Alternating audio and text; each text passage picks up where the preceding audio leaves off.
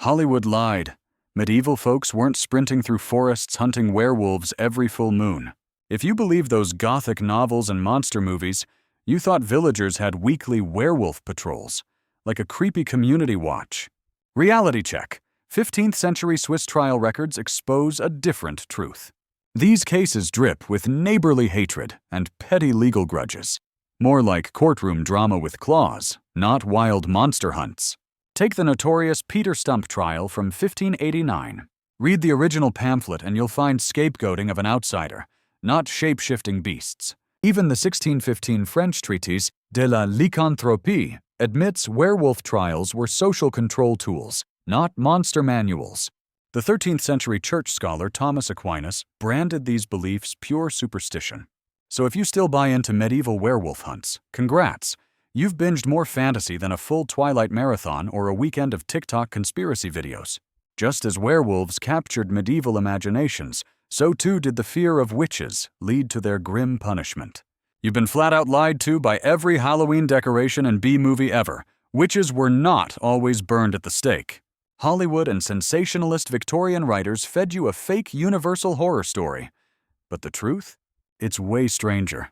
Everyone pictures accused witches screaming on a blazing pyre, thank the over-the-top 19th century films and writers obsessed with fiery drama. But dig into 17th century British court records, and you'll see England's go-to execution was hanging. No blazing fires, just cold gallows. Salem, Massachusetts, 1692? Not a single witch burned. Everyone was hanged, plain and brutal. Check the governor's official notes if you don't believe me. Sure, burning was real, but mostly in 16th century Germany and Switzerland, as the infamous Malleus Maleficarum from 1487 reveals. Elsewhere, drowning, beheading, or lifelong imprisonment were common. So that classic bonfire scene? Total Hollywood fantasy. If you believed witches got roasted like s'mores, congratulations. Hollywood lied better than any witch hunter ever did. While witches were feared and persecuted, fairies were often imagined quite differently, as tiny winged beings. You've been blatantly hoodwinked by Victorian fakers and Disney's hype. Fairies were never the cute, tiny Tinkerbells fluttering in your garden. Everything you think you know about fae folk is a sanitized children's coloring book lie spun by 19th century illustrators like Cicely Mary Barker and mass-marketed by Walt Disney.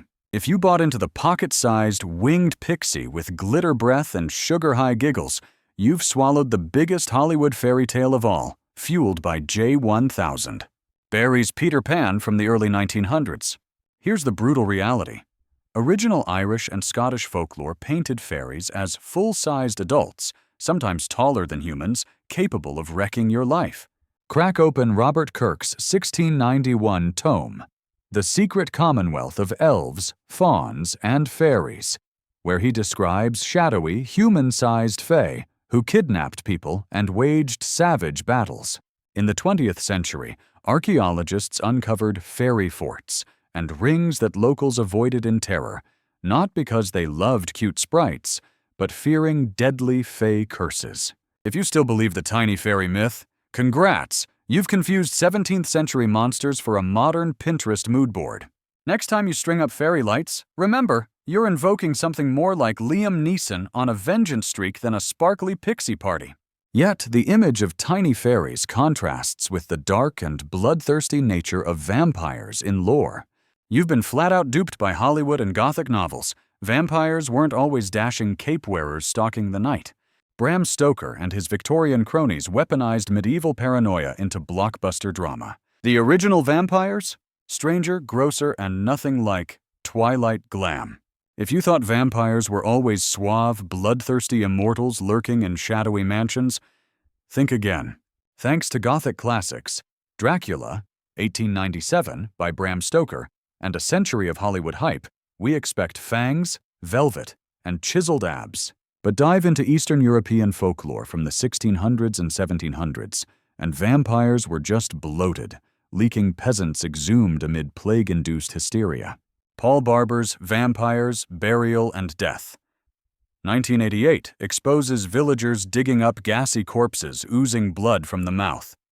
Classic decomposition, not some vampire midnight snack. Archaeologists in the 2000s unearthed Polish graves with sickles strapped over bodies to literally pin down these vampires. So if you pictured Dracula, congrats. You bought Victorian marketing hook, line, and coffin. Real vampires? More expired cafeteria mystery meat than Hollywood heartthrob. It's like expecting a vampire and getting a moldy sandwich with garlic breath. Despite vampires' terrifying reputation, many believe that folklore accounts like these are just children's stories. Hollywood lied. Folklore wasn't made for kids. Blame ruthless Victorian moralists and whitewash Disney for turning brutal ancient nightmares into saccharine bedtime fluff. Most people think folk tales were always sweet stories about sharing and kindness. That's the 19th century fiction shoveled by the Brothers Grimm in their 1812 collection, who excised the blood and gore. Then Disney took those sanitized scripts and painted the rest in pastel cartoons. The real truth? Folk tales were savage, violent, and soaked in adult themes. The 1600s Italian Pentamerone oozes seduction and murder, while 8th century Norse runestones reveal legendary sagas of betrayal and deadly blood feuds. Nothing you dare read at story time. Folk tales were survival manuals for adults, warning about real dangers long before nap schedules existed. If you believed Cinderella's biggest trouble was a curfew, congratulations, you've been tapped by the Disney industrial complex. Want a modern lullaby? Try Game of Thrones instead. Still, some folklore involves grand tales of bravery, such as medieval knights battling dragons. You've been flat out duped. Hollywood blockbusters and Victorian fairy tales shoved this medieval dragon myth down your throat. If you believed knights spent their days slaying fire-breathing beasts like overworked grill cooks, think again. Those childhood bedtime stories? Medieval-era clickbait spun by 19th century authors and hyped by movies like How to Train Your Dragon. Not one shred of genuine medieval fact. The 15th century Book of St. George wasn't about monster hunts. It used dragons as symbols for plagues and invading armies, not literal oversized lizards. When archaeologists excavated the 1461 Towton battlefield in the 1990s, guess what they found? 0 dragon bones, just rusted armor, human remains, and 0 hints of crispy dragon BBQ. And those famous 14th century bestiaries? They were medieval meme collections, not monster manuals. If you swallowed the dragon-slaying knight fantasy, congratulations. You just fell for history's oldest viral scam, like getting sold a smartphone in the Middle Ages. Similarly, in Eastern tales, figures like Baba Yaga embody the witch archetype with mysterious intent. You've been straight-up conned by fairy tale publishers and cartoon studios. Baba Yaga is not just some one-dimensional cackling villain. Blame Hollywood and the sanitized 19th century Brothers Grimm knockoffs for crushing her into your bland evil witch stereotype. Most people picture Baba Yaga as the ultimate Slavic boogie woman, a bone-chewing hag hunting kids like a Saturday morning cartoon villain. But that villain edit exploded thanks to lazy pop culture's craving for neat, bad guy labels. Crack open the original mid-19th century stories collected by Alexander Afanasieff in the 1850s, like Vasilisa the Beautiful from his Narodny Ruski Skazki. You won't find just a maniacal witch. Baba Yaga tests, helps, or terrifies you depending on your worth. 20th century folklorist Vladimir Propp even called her a stormy force of nature, not a cliché villain.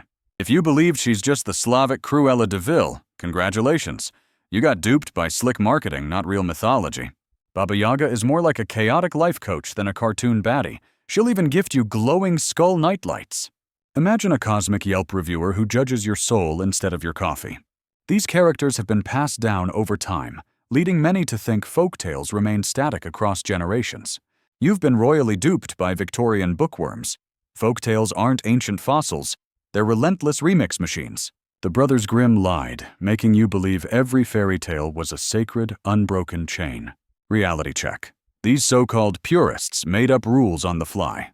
Most people picture fairy tales as age-old scripts passed down intact, like Grandma's secret cookie recipe. Blame the prim 19th century collectors, especially the Brothers Grimm, whose 1812 Grimm's Fairy Tales forced the myth of pure, authentic versions on the world. But original oral stories? They were raw, violent, and wildly twisted. Need proof? Compare Charles Perrault's 17th century French Cinderella with a glass slipper to a brutal 9th century Chinese version featuring a golden shoe.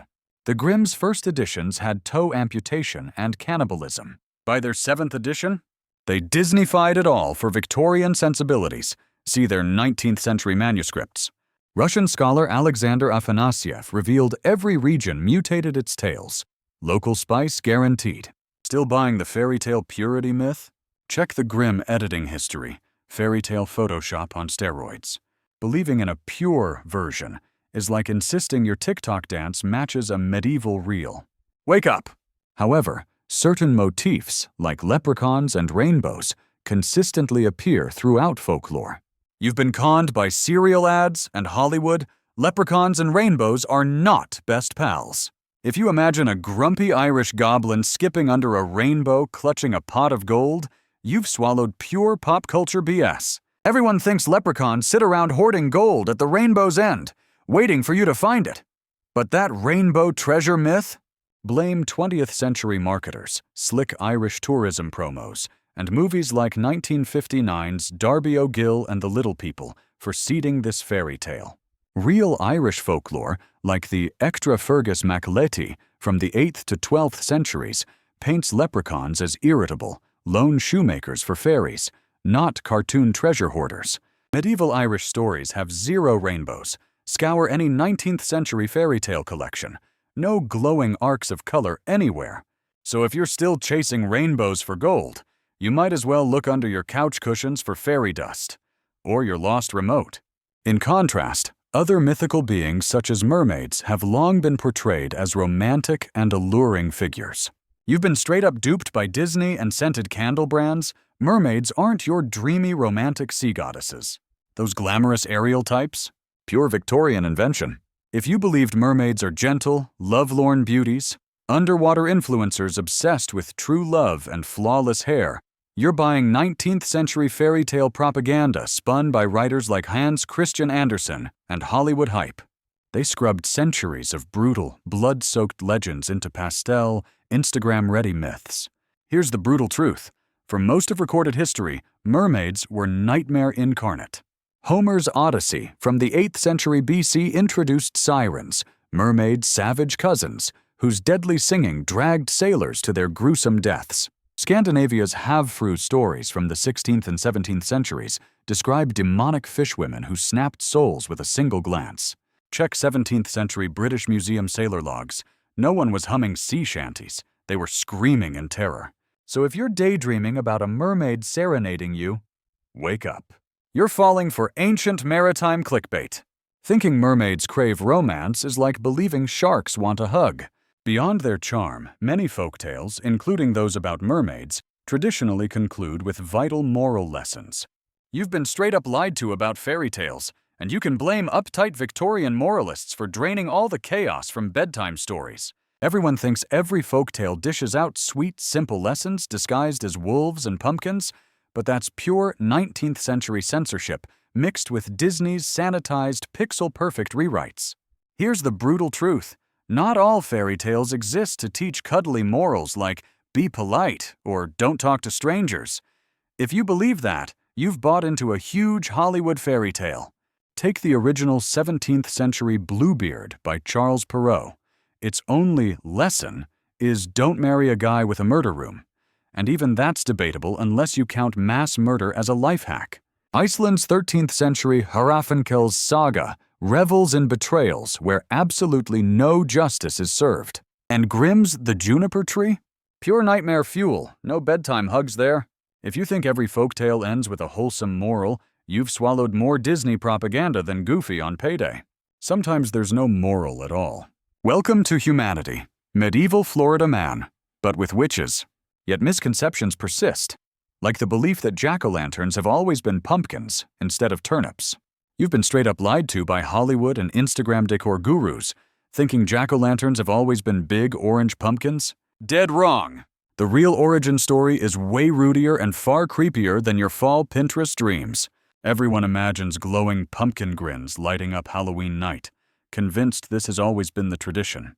Blame 20th century American marketers and glossy TV specials for forcing that pumpkin jack-o'-lantern myth down your throat. But here's the brutal truth. The original jack-o'-lanterns in 18th and 19th century Ireland were carved from turnips, and sometimes potatoes. This isn't just folktale fluff. Irish legends from the 1800s detail these ghoulish root veggies, and there's an actual carved turnip lantern displayed at the National Museum of Ireland. Archaeologists have even unearthed turnip lanterns in Irish bogs, dating back centuries. No pumpkin orange in sight. So if you believed pumpkins were Halloween's original symbol, welcome to the Great Pumpkin Conspiracy. Why not hand out candy with a haunted turnip this year? Watch your neighbors' faces. Bet they're scarier than any pumpkin patch. Similarly, stories of changelings were often dismissed as mere fantasy rather than serious belief. You've been straight up conned. Hollywood lied and history books sanitized it. Changelings weren't quirky bedtime tales, they were horrific realities. Blame movie studios and those sugar-coated Grimm's fairy tale editions for whitewashing a brutally dark chapter. If you thought changeling myths were merely harmless forest ghost stories or just a way to get kids to eat their veggies, think again. In 18th and 19th century rural Ireland and Scandinavia, terrified families genuinely believed their children were stolen and swapped by sinister fairies. The 1895 murder of Bridget Cleary in Ireland isn't folklore, it's grim fact. Her husband doused her in kerosene and set her on fire, convinced she was a fairy imposter. Source: Irish legal records, The Irish Times, 1895. Even folk medicine, like the 1673 German text Papatus Romanus, explicitly advises scalding or starving kids suspected as changelings. So if you thought these stories were just the 18th century version of Pokemon, buckle up. Real life was pure nightmare fuel, way more grim and zero Disney. If you believed otherwise, you've been sold fairy dust. In contrast, Japanese folklore embraces creatures like the kitsune, nine-tailed magical tricksters widely accepted in cultural tales. Anime studios and pop culture translators have flat out lied to you. Ancient Japanese fox spirits were not always nine-tailed, shape-shifting tricksters. Thanks to flashy video games and slanted English rewrites, every kitsune is now stuffed with magic and chaos. If you believed every kitsune was a standard nine-tailed mastermind like Naruto clones, outwitting villagers with supernatural powers, think again. Open the 8th century Nihon Shoki, and you'll find foxes were mere omens. Sometimes blessings, sometimes threats, but hardly ever magical. Those iconic nine tails? They only pop up centuries later, in the 13th century Konjaku Monogatari, when the mysticism kicks in. Check ancient archaeological finds, like fox statues at Fushimi Inari Shrine. No extra tails, just plain old foxes. If you swallowed the nine-tailed fox narrative whole, congrats! You chose fandom fantasies over hardcore folklore. The truth? Old-school kitsune were far stranger and scarier than anything Studio Ghibli could dream up. In fact, believing every kitsune was a supernatural ninja without checking texts is like thinking Bigfoot orders coffee at Starbucks. Pure fiction. Some even interpret such folklore as reflections of real historical events. You've been conned by historians and Hollywood. Folklore isn't blurry history, it's ancient fan fiction. If you believed myths are just twisted memories of real events, think again. Take King Arthur. 19th century romantic writers and Disney pumped this fantasy, inventing knights and legends out of thin air. But the 13th century Icelandic sagas brutally exposed the truth, mixing dragons and troll magic right into their royal lineages. The 16th century Mayan Popol Vuh features gods and talking animals that archaeology never confirms. Meanwhile, Chinese legend claims Empress Wu Zetian was born from a mountain. 8th century court records simply note her wealthy father. Thought Robin Hood really robbed the rich in Sherwood? Congrats, you just fell for medieval clickbait. Believing folklore is history is like treating Marvel as breaking news. Go ahead, call me when Thor makes the morning headlines. Yet folklore is often deeply local, unique, and insulated within each cultural tradition. You've been flat out lied to about folk tales. Victorian scholars shoved every story into neat national boxes to fit their biased agendas. But folklore isn't tidy or exclusive. It's humanity's very first viral meme, spreading worldwide long before TikTok even existed. If you believed every culture's stories are unique and sealed off, Blame those Victorian collectors and your sanitized school textbooks for pushing that blatant fiction. The reality? Trickster animals hop across continents. West Africa's Anansi the spider spins chaos, while Native American coyote schemes his way through legends recorded as far back as 1879. Smithsonian Field Notes. Europe's enchanted forests? They're strikingly similar to those in 10th century Persian manuscripts and the 13th century Indian Katha Saritsagara, stories thousands of miles apart, but nearly identical. Archaeologists keep unearthing near-identical dolls and animal carvings from ancient Siberia all the way to Mesoamerica. Cambridge Archaeological Journal, 1990s. Thought Hansel and Gretel invented wandering through the woods? Congrats, your textbook just outsourced its plot.